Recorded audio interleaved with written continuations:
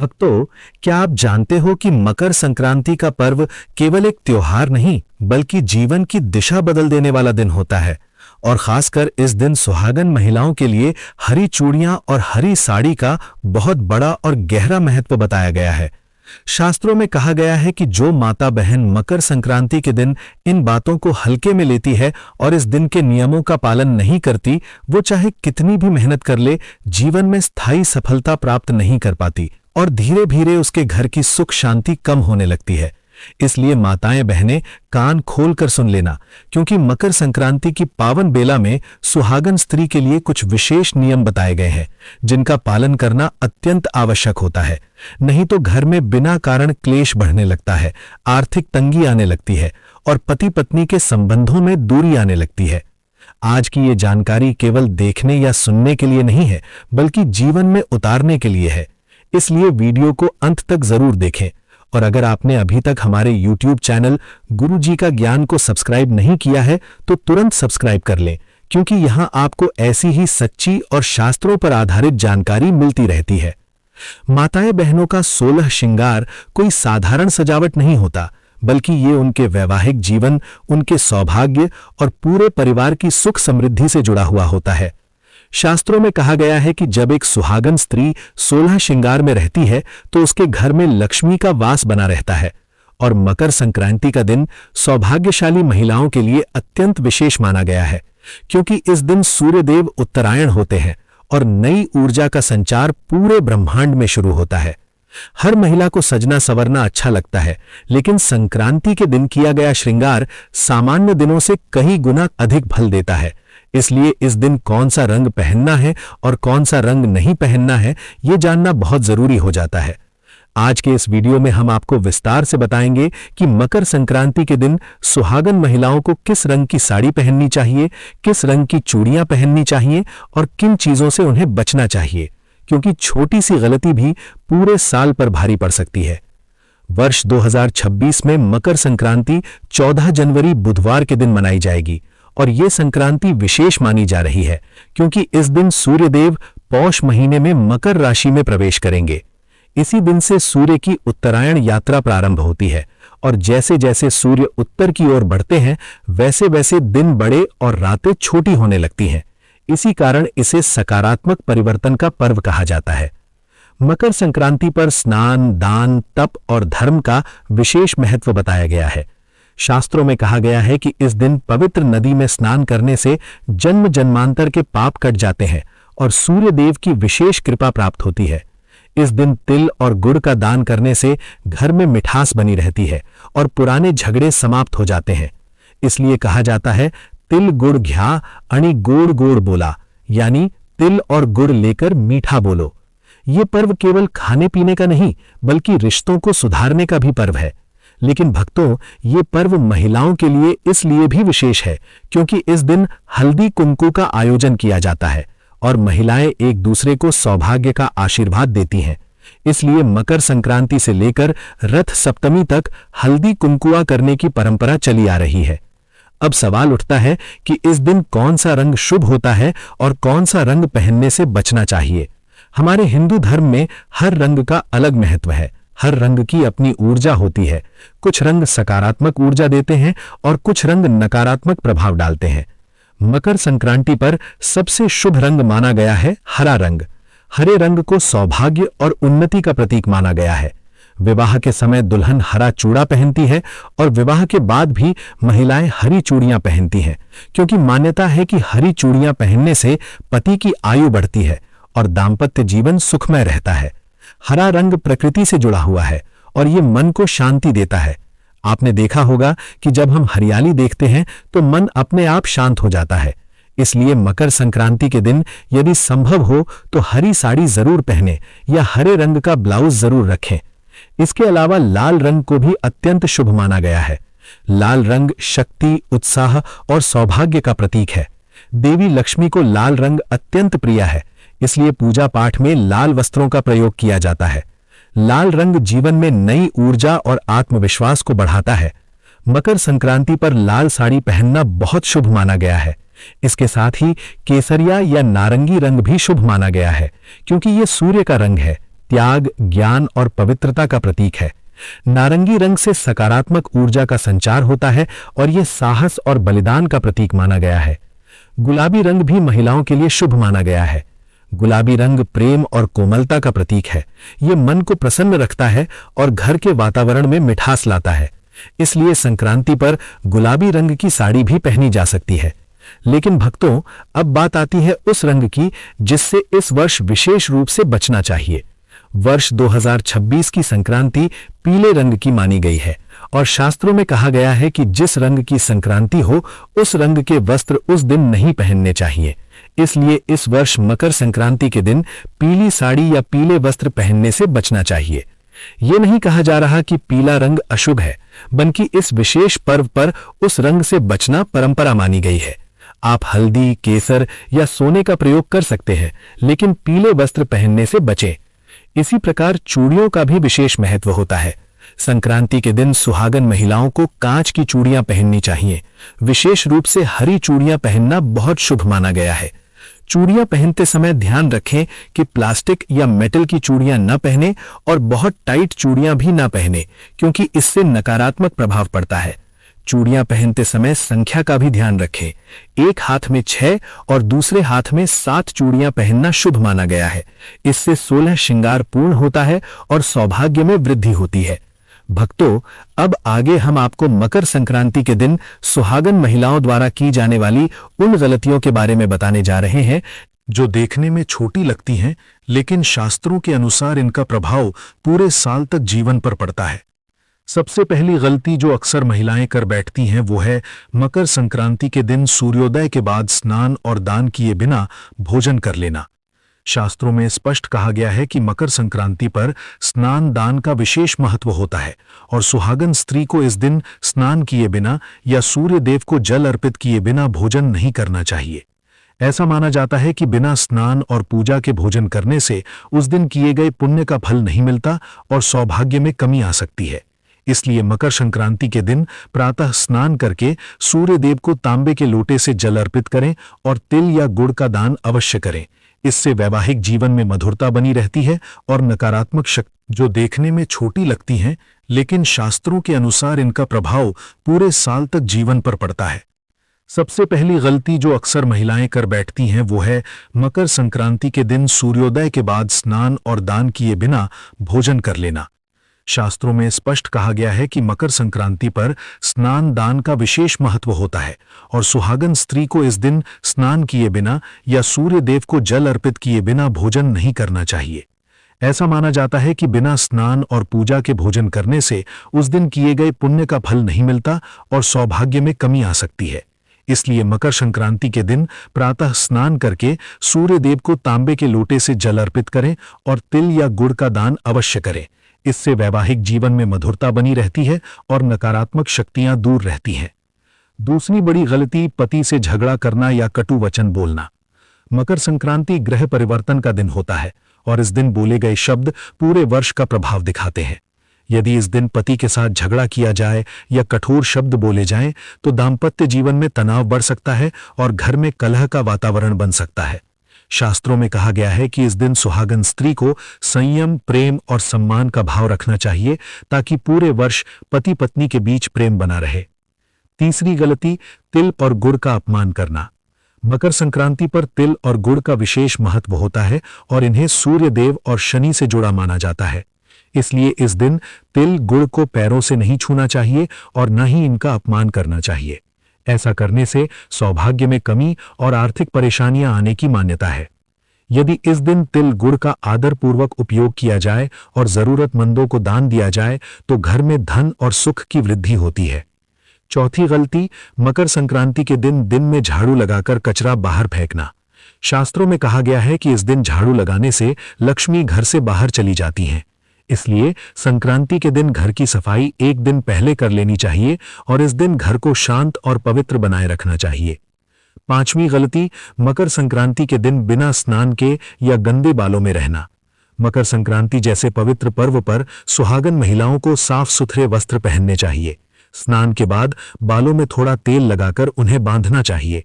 खुले और अस्त व्यस्त बाल नकारात्मक ऊर्जा को आकर्षित करते हैं और इससे सौभाग्य पर प्रभाव पड़ सकता है।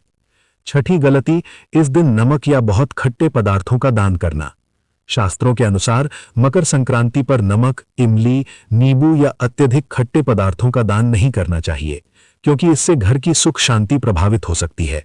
इस दिन तिल, गुड़, चावल, वस्त्र या खिचड़ी का दान करना अधिक शुभ माना गया है। सातवीं गलती, किसी बुजुर्ग महिला, सुहागन या गरीब स्त्री का अपमान करना।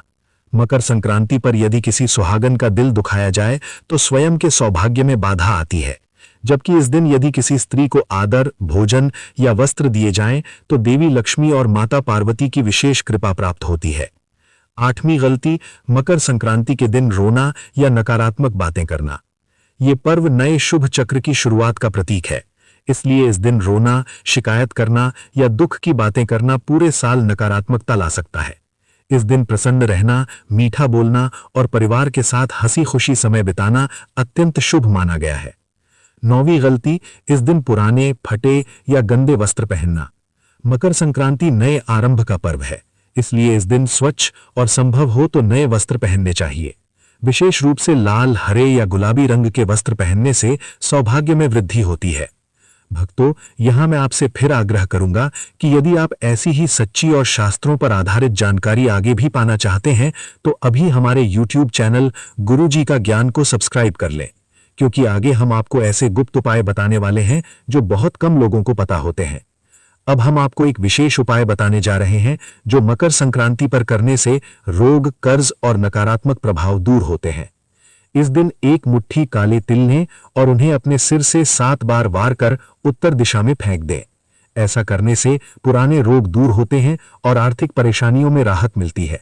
इसके बाद यदि आप पितरों को प्रसन्न करना चाहते हैं तो मकर संक्रांति पर पितरों का तर्पण अवश्य करें। शास्त्रों में कहा गया है कि यदि पितर प्रसन्न होते हैं तो परिवार में वंश वृद्धि होती है और घर में बरकत बनी रहती है। मकर संक्रांति पर पितरों के लिए जल में तिल डालकर तर्पण करने से पूर्वजों की आत्मा तृप्त होती है और उनका आशीर्वाद पूरे परिवार पर बना रहता है। भक्तों, अब हम आपको मकर संक्रांति से जुड़े उन विशेष उपायों के बारे में बताने जा रहे हैं जिन्हें यदि श्रद्धा और विश्वास के साथ किया जाए तो जीवन में रुकी हुई तरक्की फिर से चलने लगती है। शास्त्रों में कहा गया है कि यदि किसी व्यक्ति के घर में लंबे समय से धन की कमी चल रही हो, मेहनत करने के बाद भी सफलता हाथ नहीं लग रही हो या घर में बिना कारण तनाव और क्लेश बना रहता हो, तो इसका एक बड़ा कारण पितरों की असंतुष्टि भी हो सकता है। इसलिए मकर संक्रांति का दिन पितरों को प्रसन्न करने के लिए अत्यंत श्रेष्ठ माना गया है। इस दिन पवित्र जल में तिल डालकर पितरों का तर्पण करने से पूर्वज प्रसन्न होते हैं और जब पितर प्रसन्न होते हैं तो घर में स्वतः ही सुख, शांति और समृद्धि आने लगती है। कहा जाता है कि पितरों की कृपा से ही संतान का भाग्य खुलता है, व्यापार में वृद्धि होती है और वैवाहिक जीवन में स्थिरता आती है। इसलिए जो लोग बार बार असफलता का सामना कर रहे हैं उन्हें मकर संक्रांति पर पितरों का तर्पण अवश्य करना चाहिए। अब हम आपको घी से जुड़ा एक ऐसा विशेष उपाय बताने जा रहे हैं जिसे शास्त्रों में महा उपाय कहा गया है और जिसे करने वाला व्यक्ति कभी खाली हाथ नहीं लौटता। मकर संक्रांति के दिन शुद्ध गाय के घी का सेवन करना और थोड़ा सा घी दान करना अत्यंत शुभ माना गया है। कहा जाता है कि घी अग्नि तत्व से जुड़ा हुआ है और ये सूर्य देव को भी अत्यंत प्रिय है। इस दिन घी का दान करने से यश, वैभव और भौतिक सुख सुविधाओं की प्राप्ति होती है। यदि संभव हो तो मकर संक्रांति के दिन खिचड़ी में घी डालकर ब्राह्मण या जरूरतमंद व्यक्ति को भोजन कराएं। इससे घर में अन्न धन की कभी कमी नहीं रहती। अब भक्तों, हम आपको बताएंगे कि मकर संक्रांति के दिन घर में कौन सी चीजें लाना अत्यंत शुभ माना जाता है। शास्त्रों के अनुसार इस दिन तुलसी, तांबा, सुहाग सामग्री, तिल और झाड़ू खरीदना बहुत शुभ फल देता है। तुलसी को माता लक्ष्मी का स्वरूप माना गया है और तांबा सूर्य देव से जुड़ा हुआ है, इसलिए इन दोनों चीजों को घर लाने से सकारात्मक ऊर्जा का प्रवेश होता है। अब बात करते हैं झाड़ू की। झाड़ू को हमारे हिंदू धर्म में मां लक्ष्मी का वास स्थान माना गया है, इसलिए मकर संक्रांति के दिन नई झाड़ू घर लाना विशेष फलदायी माना जाता है। लेकिन झाड़ू से जुड़ा एक नियम भी है। झाड़ू को कभी भी खड़ा करके नहीं रखना चाहिए और न ही किसी के पैर से उस पर पैर पड़ना चाहिए। अब हम आपको झाड़ू का एक ऐसा उपाय बताने जा रहे हैं जिसे यदि सही विधि से किया जाए तो धन की वर्षा होने लगती है। मकर संक्रांति के दिन बाजार से नई झाड़ू लाएं और दिन में किसी भी समय पूरे घर में उसी झाड़ू से सफाई करें। सफाई के बाद उसी झाड़ू के नीचे एक सिक्का रख दें और उसे रात भर वहीं रहने दें। अगले दिन सुबह उस सिक्के को उठाकर साफ करके अपनी तिजोरी या पर्स में रख लें। ऐसा माना जाता है कि यह सिक्का मां लक्ष्मी को आकर्षित करता है और कुछ ही दिनों में आर्थिक स्थिति में सुधार दिखाई देने लगता है। भक्तों, ये उपाय विश्वास और श्रद्धा के साथ किया जाए तो इसका फल अवश्य मिलता है। अब हम आपको ये भी बताना चाहते हैं कि मकर संक्रांति केवल एक दिन का पर्व नहीं, बल्कि पूरे वर्ष के लिए दिशा तय करने वाला पर्व है। इस दिन किए गए कर्म पूरे साल का आधार बनते हैं। इसलिए इस दिन जितना संभव हो उतना सकारात्मक रहें, किसी से कटु वचन न बोलें, किसी का अपमान न करें और जरूरतमंद की सहायता अवश्य करें। अब मैं यहां आप सभी से फिर एक बार निवेदन करना चाहता हूं कि यदि आप ऐसे ही गुप्त और शास्त्रों पर आधारित उपाय आगे भी जानना चाहते हैं तो अभी हमारे YouTube चैनल गुरु जी का ज्ञान को सब्सक्राइब जरूर कर लें, क्योंकि यहां बताई जाने वाली जानकारी आपके जीवन को सही दिशा देने का कार्य करती है। अब हम आपको मकर संक्रांति से जुड़े एक और महत्वपूर्ण नियम के बारे में बताते हैं। इस दिन सुहागन महिलाओं को अपने घर में शांति बनाए रखनी चाहिए। विशेष रूप से सास बहू, पति पत्नी या भाई भाई के बीच विवाद से बचना चाहिए। शास्त्रों में कहा गया है कि यदि मकर संक्रांति के दिन घर में क्लेश होता है तो उसका प्रभाव पूरे वर्ष तक बना रहता है। इसलिए इस दिन घर को मंदिर की तरह पवित्र रखें। अब हम आपको ये भी बता दें कि यदि किसी व्यक्ति को लगता है कि उसके घर की तरक्की अचानक रुक गई है, व्यापार में नुकसान हो रहा है या परिवार में आपसी प्रेम कम हो रहा है, तो इसका कारण घर का वातावरण भी हो सकता है। मकर संक्रांति के दिन घर में दीपक जलाकर भगवान सूर्य देव और मां लक्ष्मी का स्मरण करें और पूरे परिवार के लिए सुख शांति की प्रार्थना करें। ऐसा करने से घर में सकारात्मक ऊर्जा का संचार होता है और नकारात्मक शक्तियां स्वतः ही दूर हो जाती हैं। भक्तों, अब इस पावन जानकारी के अंतिम भाग में हम उन बातों को समझेंगे जो मकर संक्रांति के दिन जीवन की सबसे बड़ी रुकावटों को दूर करने की शक्ति रखती हैं। शास्त्रों में कहा गया है कि यदि किसी घर में बार बार झगड़े हो रहे हो, सास बहू के बीच मन मुटाव रहता हो, पति पत्नी के बीच प्रेम की कमी आ गई हो, भाई भाई में विवाद बना रहता हो, तो इसका सीधा प्रभाव उस घर की तरक्की पर पड़ता है और ऐसे घरों में धन टिकता नहीं है। इसलिए मकर संक्रांति का दिन इन सभी दोषों को शांत करने के लिए सबसे श्रेष्ठ माना गया है।